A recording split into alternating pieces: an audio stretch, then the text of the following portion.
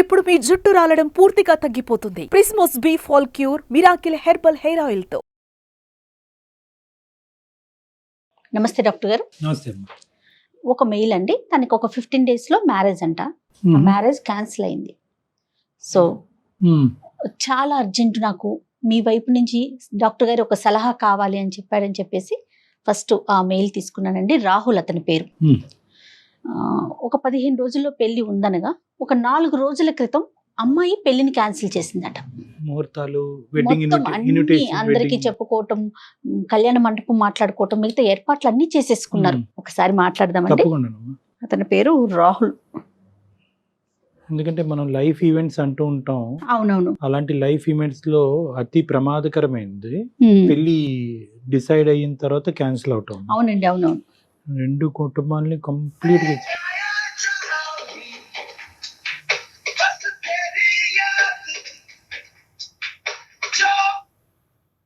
Hello hello Rahul గారండి? Hello, ఎవరు? నేను జయానండి, అందమైన జీవితం ప్రోగ్రామ్ నుంచి కాల్ చేస్తున్నాను. హలో మేడం, నమస్తే మేడం. నమస్తే అండి. నమస్తే రాహుల్ గారు. మేడం మేడం మీరు ఇంత తొందరగా రియాక్ట్ అవుతారు అనుకోలేదు మేడం. మీ మెయిల్ చూసి వెంటనే మాట్లాడాలి అని చెప్పి ఇమీడియట్ గా స్టార్ట్ చేశామండి కాల్ చేయటం. నేను అయితే డాక్టర్ గారు ఉన్నారు, డాక్టర్ కళ్యాణ్ చక్రవర్తి గారు కూడా ఉన్నారు స్టూడియోలో. ఒక్కసారి thank you so much madam for calling. Me call కోసం వెయిట్ చేస్తున్నాను మేడం. ఎప్పుడు కాల్ చేస్తారా, ఎప్పుడు మాట్లాడదామా? అదే డాక్టర్ గారు ఇచ్చే ఒక చిన్న సలహా లేకుంటే సూచన జీవితంలో ఒక మలుపు తిరగొచ్చు అనే ఒక ఉద్దేశమేనండి. దానికోసమే ఈ ప్రోగ్రాము మీకు ఇమీడియట్ గా కాల్ చేయటం ఉద్దేశం కూడా అదేనండి. ఒక్కసారి మాట్లాడండి డాక్టర్ గారితో. నమస్తే సార్. నమస్తే నాన్న, చెప్పినాను ఏంటి సమస్య, మీ వయసు ఎంత, మీరు ఎక్కడి నుంచి మాట్లాడుతున్నారు? సార్ నా పేరు రాహుల్ సార్. నాకు 29 years సార్. నేను వైజాగ్ నుంచి కాల్ చేస్తున్నాను sir. Okay. I'm working as a software engineer sir. 1.5 and above నేను take home every month sir. Super super. Very good నాన్న. సార్ యాక్చువల్లీ నా బాధ ఏంటంటే సార్, నేను ఎందుకు మెయిల్ చేశానంటే సార్, నేను ఎన్నో సంబంధాలు చూసాను సార్, కానీ ఏది నచ్చలేదు. నేను రీసెంట్ గా ఒక సంబంధం చూసాను సార్. ఆ అమ్మాయి బాగా నచ్చింది సార్ నాకు. చాలా చాలా అంటే చాలా బాగా నచ్చింది. మంచి బ్రాడ్ మైండెడ్ మంచి అమ్మాయి. తనతో మాట్లాడిన తర్వాత ఆ పెళ్లి చూపుల్లో నాకు తెలిసింది సార్. నేను ఆ పెళ్లి చూపులు అయిపోయిన తర్వాత ఒక 7 to 8 times ఫోన్ లో కూడా మాట్లాడాను సార్ అమ్మాయితోని. ఇంకా మా నాన్నతో చెప్పాను, నాన్న నాకు ఎలాంటి కట్నం వద్దు మనకి, నాకు అమ్మాయి చాలా బాగా నచ్చింది, ఈ అమ్మాయినే చేసుకుంటాను నేను అని చెప్పేసి అంటే, ఇంకా మా అమ్మ నాన్న వాళ్ళు చాలా సంతోషంగా ఫీల్ అయ్యారు సార్. ఫీల్ అయ్యి ఓకే అక్కడికి వీడు పెళ్లికైతే ఒప్పుకున్నాడు కదా అని చెప్పేసి వాళ్ళు డిసైడ్ అయ్యి చాలా అరేంజ్మెంట్స్ చేసుకున్నాం సార్. అంటే అన్ని వచ్చిన సంబంధమేనా రాహుల్ ఇది? అవును మేడం, అవును మేడం. మొత్తం అన్ని అరేంజ్ చేసుకున్నాం మేడం. మ్యారేజ్ చాలా గ్రాండ్ గా చేయాలి, అంగరంగ వైభవంగా చేయాలి అన్న ఇదితోని అరేంజ్ చేసుకున్నాం మేడం. అరేంజ్ చేసుకున్న పెళ్లి కార్డులు కూడా అన్ని కొట్టించేసాం మేడం. కొట్టించేసిన తర్వాత సడన్ గా ఏమైందో, నాకు ఈ మ్యారేజ్ వద్దు అని చెప్పేసి క్యాన్సిల్ చేసేయండి అని చెప్పేసి అన్నదండి. దేనికో అర్థం కాలేదు మేడం, ఎందుకు ఇలాగ అన్నదో అర్థం కాలేదు. ఇంకా వాళ్ళ నాన్నగారిని అడిగాను, అంకుల్ ప్రాబ్లం ఏంటి, అసలు కాజ్ ఏంటి, నా వల్ల ఏమైనా తప్పు జరిగిందా, నేనేమైనా తప్పు చేశానా, నేను తనతోని మాట్లాడిన 7-8 సార్లు కూడా ఫోన్ లో పద్ధతిగానే మాట్లాడాను. దెన్ వై షీ రిజెక్టెడ్ మీ. అమ్మాయితో మాట్లాడారా మీరు? మళ్ళీ ఎందుకు రిజెక్ట్ చేసింది ఏంటని మాట్లాడదామని ట్రై చేస్తుంటే నా కాల్ లిఫ్ట్ చేయట్లేదు మేడం, నా కాల్ కట్ చేస్తుంది. ఫ్యూ క్వశ్చన్స్ రావాలి. ఒకటి, ఆ అమ్మాయిలో ఏం నచ్చింది రావాలి నీకు అంత ఇదిగా? అంటే చూడటానికి అందంగా ఉంటుందా, చదువా, లేదంటే డిసిప్లినా, ఏంటి, ఏం నచ్చింది మీకు? ఏం చూస్తున్నారు మీరు? ఒక అమ్మాయిలో ఏం చూసేవారు పెళ్లికి ముందు? ఆ అమ్మాయి మాట్లాడే విధానం బాగుండాలి, అమ్మాయి నాకు అందంగా తెల్లగా ఇది అది అన్నది కాదు సార్, ఆ అమ్మాయి ఎంత పద్ధతిగా ఉన్నది అన్నది నాకు కావాలి. దానికోసమని ఆ అమ్మాయి పెళ్లి చూపుల్లో ఎంత పద్ధతిగా ఉందో, ఎంత పద్ధతిగా మాట్లాడిందో, ఆ డిసిప్లిన్ అదంతా చూసి కూడా నాకు చాలా బాగా నచ్చేసింది సార్. ఇప్పుడు మీరు మాకు చేయడానికి కారణం ఏంటి నాన్న? Why did you call us? I humbly request please sir, నాకు ఆ అమ్మాయి ఎలాగైనా కావాలి. మీరు నా తరపు నుంచి ఆ అమ్మాయికి కాల్ చేసి కాజ్ ఏంటో కనుక్కొని నాకు మళ్ళీ ఆ అమ్మాయి నన్ను ఒప్పుకొని నన్ను పెళ్లి చేసుకునేలా చేస్తారు అన్న ఇంటెన్షన్ తోని నేను మీకు మెయిల్ చేశాను sir. Please help me sir. పెళ్లి కుదిరిన తర్వాత ఇలాగ వెనకడుగు వేయటం ఎంతో బలమైన కారణం ఉంటే తప్ప ఇలా వెనకడి వేయటం అనేది అబ్సల్యూట్లీ తప్పు నాన్న. అది నెంబర్ 1. ఫస్ట్ మనం కారణం కనుక్కోవాలి. నెంబర్ 2 మోస్ట్ ఇంపార్టెంట్ ఏంటంటే కలుస్తారా లేదా అనేటటువంటిది మా చేతుల్లో ఉండదు. ఓకే, మేము మాట్లాడతాం, కారణం కనుక్కుంటాం, దాన్ని బట్టి ఒక కౌన్సిలింగ్ అనేటటువంటి చేద్దాము. అవుతుందా లేదా అనేటటువంటిది మనం పరిస్థితి బట్టి ఆలోచిద్దాం. ఈ మధ్యలో మీరు ఎప్పుడు కలవలేదండి డైరెక్ట్ గా? అంటే బట్టలు కొనడానికి పెళ్లి పనుల మీద ఎక్కడైనా మధ్యలో కలిసారా రాహుల్ ఒక్కసారైనా? లేదు మేడం, అంటే ఫోన్ లో తప్ప డైరెక్ట్ గా Okay. కలవలేదు మేడం. కలుపుదాం. ఓకే, ఫోన్ నెంబర్ ఉందా నాన్న? ఉంది సార్, ఉంది సార్. ఒకసారి నాకు మెసేజ్ చేయండి, నేను తనతో కాల్ చేస్తాను. ఏమండి, తన నెంబర్ మనం ఎందుకు రివీల్ చేయటం? ఎస్, డాక్టర్ గారు రాహుల్ లైన్ లో ఉన్నారండి. నేను అమ్మాయిని తీసుకుంటాను కాల్లోకి. రాహుల్ మీరు ఏం మాట్లాడకండి, ఒకసారి తనతో మాట్లాడేశాక నేను మిమ్మల్ని లైన్ లోకి తీసుకుంటాను. రైట్? సరే మేడం, సరే మేడం. ఓకే.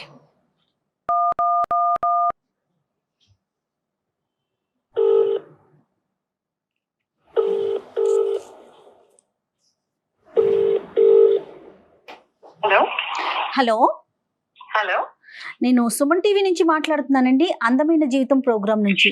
మీతో కొంచెం, నాతో పాటు డాక్టర్ కళ్యాణ్ చక్రవర్తి గారు కూడా ఉన్నారు. ఓకే. ఒక చిన్న విషయం మీద మీతో మాట్లాడదామని కాల్ చేశాను. మీరు పర్మిషన్ ఇస్తే మాట్లాడతామండి. తప్పకుండా అండి. రైట్ డాక్టర్ గారు.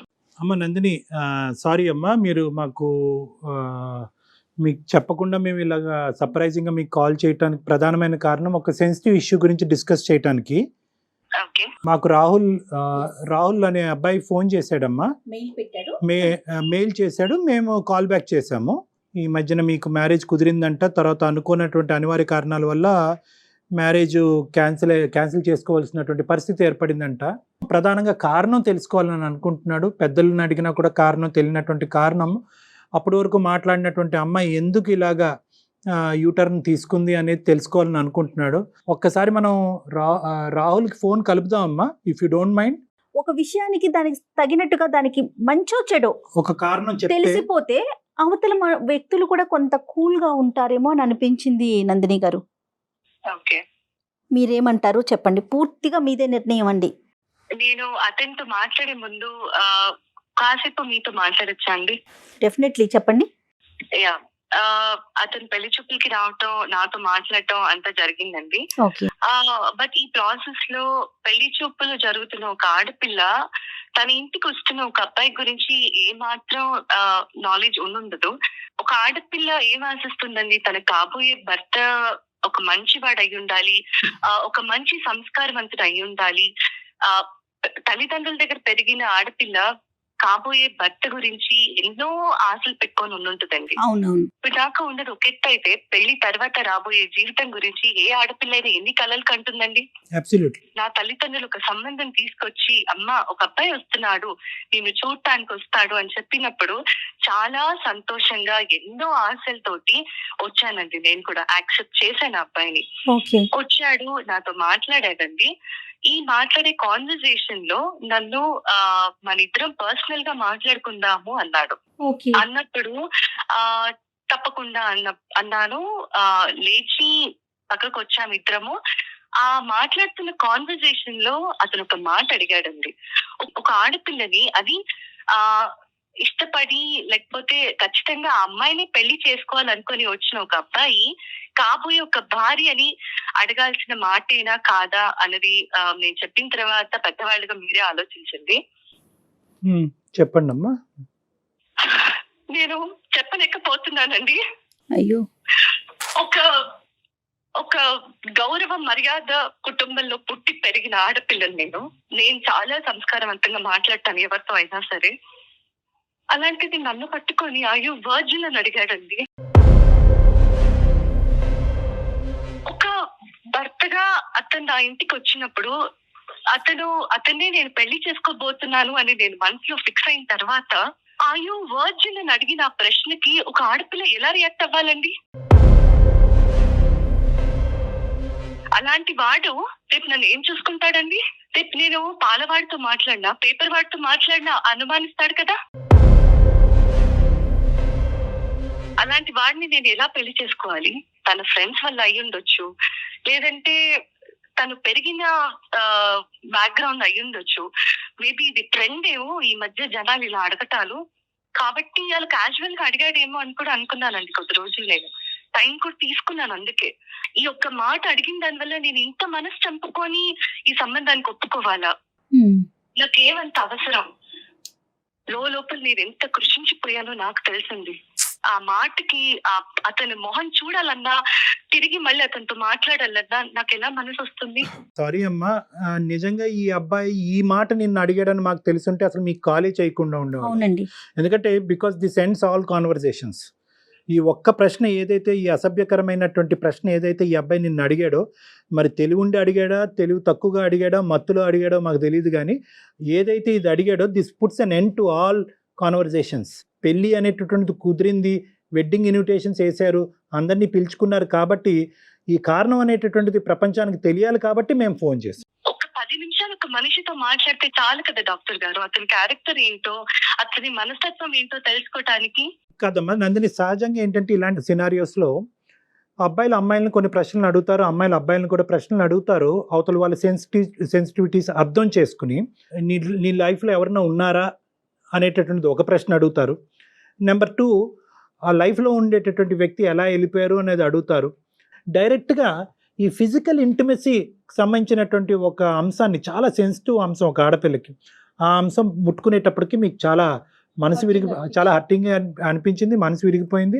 నందిని, మీరు అనుమతిస్తే ఒక్కసారి రాహుల్ని లైన్ లోకి తీసుకుందాం నందిని. అంటే విషయం ఏంటి అనేది అతనికి తెలిసింది అనుకోండి, అతను చేసిన దానికి అతను పశ్చాత్తాపడతాడా, లేకుంటే ఇంకా అది అప్ టు అతని పరిస్థితి. ఈ ఇష్యూని నందిని ఎంత గాయపడినా, ఎంత బాధపడినా ఈ ఇష్యూని క్లోజ్ చేయవలసినటువంటి బాధ్యత మీ మీద ఉంది. ఇది ఓన్లీ పెళ్లి చూపులు, పెళ్లి చేయాలని అనుకోవటం కాదు, ముహూర్తాలు పెట్టుకుని పిలుపులో జరిగినటువంటి ఒక పెళ్లికి ముందు జరిగేటటువంటి ఒక చాలా పెద్ద తంతు. ఇది ఇద్దరు మనుషులకు సంబంధించింది కాదు, 2 కుటుంబాలకు సంబంధించినటువంటి అంశం. ఈ అబ్బాయి ఇలా మాట్లాడినా కూడా అట్లీస్ట్ వాళ్ళ తల్లిదండ్రులకి ఎందుకు ఇది జరిగింది అనే అంశం తెలియాలి. కాబట్టి ఈరోజు మీరు రాహుల్తో మాట్లాడితే బాగుంటుందని నాకు అనిపిస్తుంది.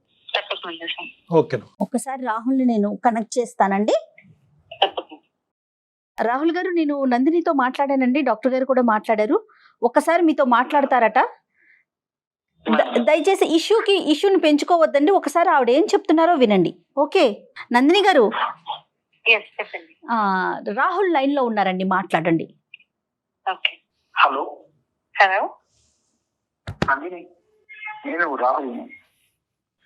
రాహుల్, అది కాదు నందిని, ఎందుకు రిజెక్ట్ చేసావు చెప్తావా నందిని? నువ్వు నాతో ఏమన్నావు? పర్సనల్ గా మాట్లాడడం ఇద్దరం అన్నావా? పెళ్లి తీసుకెళ్ళి మరి అన్నావు కదా. నువ్వు ఇంత చేసి పబ్లిక్ లో పెట్టావు కదా ఇష్యూని. ఇంకా నేను పబ్లిక్ లోకి వచ్చాక కూడా చెప్పకపోతే, నువ్వు నన్ను ఎంత హర్ట్ చేసావు అన్నది చెప్పకపోతే, నలుగురిలో నేను తలదించుకొని బతకాల్సిన అవసరం వస్తుంది. నువ్వేం అడిగావు నన్ను ఒకసారి గుర్తు తెచ్చుకో రాహుల్. వర్జిన్ అని అడిగావు, నన్ను పట్టుకొని నువ్వు వర్జిన్ అని అడుగుతావా? ఏమనుకుంటున్నావు నీ గురించి? ఇదేనా నీ సంస్కారం? ఇదేనా నీ తల్లిదండ్రులకు నేర్పించే నీ సంస్కారం? ఒక్కసారి ఆలోచించలేదా రాహుల్? నన్ను అంత ఇష్టపడ్డానన్నావు కదా రాహుల్. ఇలాంటి మాటను అడగాల్సింది ఒక కాబోయే భార్యని. ఇష్టపడిన వాడు ఇలాంటి మాట అడుగుతాడు కాబోయే భార్యని పట్టుకొని? సారీ రాహుల్, నువ్వు నన్ను చాలా బాధ పెట్టావు రాహుల్.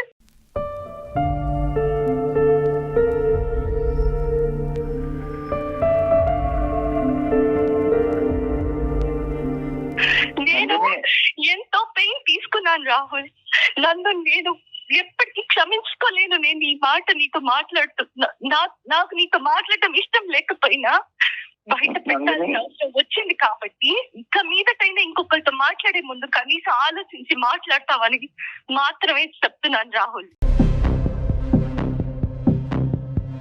నందిని, నేను నేను కావాలని అడగలేదు నందిని. అదేదో బై మిస్టేక్ గా ఎక్స్ట్రీమ్లీ సారీ నందిని. రాహుల్, ఒక్కటే ఆలోచించుకో. అది ఆడపిల్ల అయినా మగపిల్లాడైనా సరే, ఒక మనిషితో మాట్లాడేటప్పుడు అది ఫ్రెండ్ అవ్వని, భార్య అవ్వని, తల్లి అవ్వని, చెల్లెలవ్వని, ఒక ఆడపిల్లతో మాట్లాడే ముందు నోట్లోంచి ఒక్కో పదం బయటకు వచ్చేటప్పుడు 1కి 10 సార్లు ఆలోచించి మాట్లాడాలి రాహుల్. నువ్వు నన్ను ఇష్టపడ్డానంటే నా ఇంటికి నా తల్లిదండ్రులు నీ ఫ్యామిలీ అందరినీ పెళ్లి చూపులకి పిలిచారు. నీ గురించి, నీ పేరెంట్స్ గురించి నాకు చెప్పి ఈ పెళ్లి చూపులు జరుగుతున్నాయి అని నన్ను కూర్చోపెట్టినప్పుడు ఒక ఆడపిల్లగా నా కాబోయే భర్తను నేను చూసుకుంటున్నానని ఎంతో ఆశతో నేను వచ్చి కూర్చుంటే పక్కకు పిలిచి అయ్యో వర్జిన్ అని అడుగుతావా? నన్ను చెక్ చేస్తావా నువ్వు? నన్ను అనుమానిస్తున్నావా నువ్వు? గ్రేట్ రాహుల్. ఇదే ప్రశ్న నేను నిన్ను అడుగున్నా, లేదా నేనే నిన్ను టెస్ట్ చేసుకోమని చెప్పుంటే నువ్వు మొహం ఎక్కడ పెట్టుకునేవాడి రాహుల్? నేను నీ స్థానంలో ఉండి ఇదే ప్రశ్న నా నోట్లోంచి నిన్ను అడుగుంటే నువ్వు నన్ను క్షమిస్తావా? అదొకటే గుర్తుపెట్టుకో రాహుల్. నువ్వు అడిగింది తప్పు. ఇంకెప్పుడు నాతో మాట్లాడాలని కానీ నన్ను కలవాలని కానీ ప్రయత్నించకు నందిని. ప్లీజ్ నందిని, నువ్వు అలా కనుక. నువ్వు అంటే చాలా ఇష్టం నందిని. చాలా ఇష్టం అయితేనే ఇలాంటి ప్రశ్న అడుగుతావా రాహుల్? నందిని, బై మిస్టేక్ ఏదో అలా జరిగిపోయింది నందిని, అలా అడిగేసాను. కానీ నాకు నువ్వంటే చాలా ఇష్టం నందిని. నువ్వు నేను పెళ్లి చేసుకుంటే నిన్నే చేసుకుంటాను నందిని. Please Nandini, sorry Nandini. రాహుల్, నీది చాలా గొప్ప సంస్కారం. ఇలాంటి సంస్కారహీనులు నాకు అనవసరం రాహుల్. నేను ఆల్రెడీ నిర్ణయం తీసుకున్నాను రాహుల్. కాబట్టి దయచేసి ఇంకోసారి ఈ టాపిక్ ఇంకా నా దగ్గరికి తీసుకురావద్దు. పెద్దవాళ్ళగా వాళ్ళు ఏం చేయాలో చేస్తారు. ఓకే ప్లీజ్ నందిని, నన్ను అర్థం చేసుకో నందిని. రాహుల్ ప్లీజ్ రాహుల్. నువ్వు అంటే చాలా ఇష్టం నందిని. నేను చేసుకుంటే నేనే చేసుకుంటాను నందిని. ప్లీజ్ నందిని.